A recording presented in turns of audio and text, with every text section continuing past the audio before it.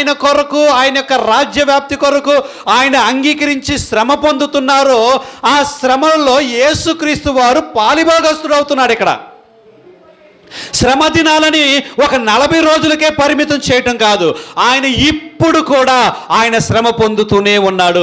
మణిపూర్లో క్రైస్తవుల్ని హింసిస్తున్నప్పుడు ఆయన హింసను పొందుకున్నాడు. మణిపూర్లో శ్రమలు అనుభవిస్తున్న క్రైస్తవులతో పాటు ఆయన కూడా శ్రమ అనుభవించాడు. మణిపూర్లో క్రైస్తవుల్ని కాల్చివేసినప్పుడు, మణిపూర్లో క్రైస్తవుల్ని చంపుతున్నప్పుడు అదే సమయంలో ఆయన కూడా గాయపరచబడుతున్నాడు, ఆయన కూడా హింస అనుభవిస్తున్నాడు. ఎక్కడెక్కడైతే ఒక మణిపూర్లోనే కాదు, ఎక్కడెక్కడైతే యేసుక్రీస్తు ఈ లోకమును విడిచి పరమున ఎప్పుడైతే చేర్చబడ్డాడో, పరమున చేర్చబడిన తరువాత కూడా ఆయన హింసను పొందుకుంటూనే ఉన్నాడు.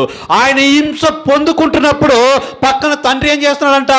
ఆయనను నలగగొట్టుట ఆయనకి ఇష్టమాయేను అన్నది అక్కడ కూడా మనకి అర్థమవుతా ఉంది. పక్కనే ఉన్నాడు యేసుక్రీస్తు.